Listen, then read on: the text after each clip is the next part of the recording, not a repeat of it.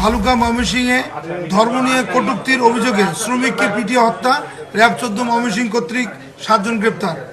Victim Dipu Chandra Das 28, পিতা রবিলাল দাস, সাং মোকাম মিয়াকান্দা থানা, তারাকান্দা, জেলা ময়মনসিংহ।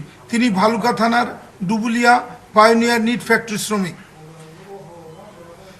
অজ্ঞাতনামা উত্তেজিত জনতা ভিকটিমের বিরুদ্ধে হজরত মোহাম্মদ সাল্লাল্লাহু আলাইহি সাল্লাম ও ধর্ম নিয়ে কটূক্তির অভিযোগ এনে গত 18 ডিসেম্বর 2025 খ্রিস্টাব্দ রাত অনুমানিক 21 ঘটিকায় ফ্যাক্টরি হতে জোরপূর্বক বাইর করে দাঙ্গা সৃষ্টির মাধ্যমে দেশীয় অস্ত্র দিয়ে আঘাতসহ কিল ঘুষি দিয়ে পিটিয়ে তাকে হত্যা করে।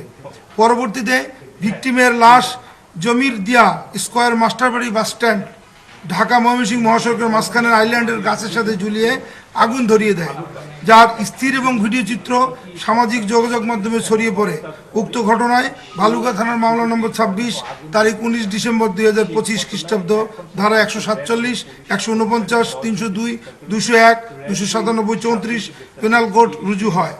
সিপিএসসি র্যাব 14 ময়মনসিংহের অভিযানিক দল ঘটনার ভিডিও বিশ্লেষণ ও স্থানীয়ভাবে তথ্য সংগ্রহ ও যাচাইপূর্বক বর্ণিত ঘটনার সাথে জড়িত থাকার অভিযোগে অদ্য 20 ডিসেম্বর 2025 খ্রিস্টাব্দ আনুমানিক রাত 3 ঘটিকায় ময়মনসিংহ জেলার ভালুকা থানাধীন স্কয়ার মাস্টারবাড়ি এলাকায় অভিযান পরিচালনা করে অভিযুক্ত 1 মোহাম্মদ লিমন সরকার, মোহাম্মদ তারেক হোসেন, মোহাম্মদ মানিক মিয়া, মোহাম্মদ ইরশাদ আলী, নিজুমউদ্দিন, আলমগীর হোসেন, মোহাম্মদ মিরাজ হোসেন আকন সহ মোট 7 জনকে গ্রেপ্তার করতে সক্ষম হয়। পরবর্তী আইনানুগ ব্যবস্থা প্রক্রিয়াধীন রয়েছে। ফ্যাক্টরির কর্তৃপক্ষের ফ্লোর ইনচার্জ এবং ওখানকার ম্যানেজারকে আমরা অ্যারেস্ট করেছি, কারণ ঘটনা সূত্রপাত হয় 4টার সময় এবং এই ফ্যাক্টরির ফ্লোর ইনচার্জ তাকে ইস্তফা দিতে বাধ্য করে এবং ইস্তফা দেওয়ার পরে উত্তেজিত জনতার কাছে সে হ্যান্ডওভার করে দেয়। পুলিশের কাছে কেন হ্যান্ডওভার করেনি এবং তার নিরাপত্তা কেন নিশ্চিত করেনি, সেজন্য সংশ্লিষ্ট কর্তৃপক্ষ যে পায়োনিয়ার নিট ফ্যাক্টরির 2 জন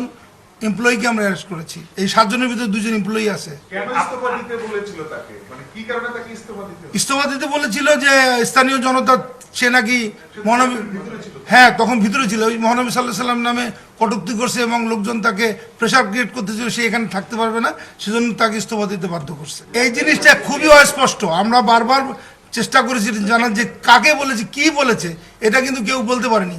এবং আমার মনে হয় যে উত্তেজিত জনতা আর কোনো প্রিভিয়াস এনিমিটি কারোর সাথে কোনো ছিল কিনা সেটাও আমরা তদন্ত করে দেখব।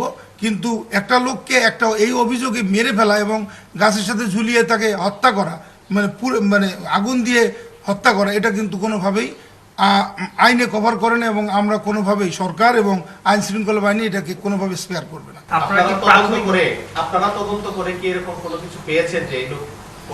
আমাদেরকে তদন্ত করার সুযোগ দিতে হবে, কারণ তদন্ত তো এটা তো থানা তদন্ত করবে, আমরাও ছায়া তদন্ত করব।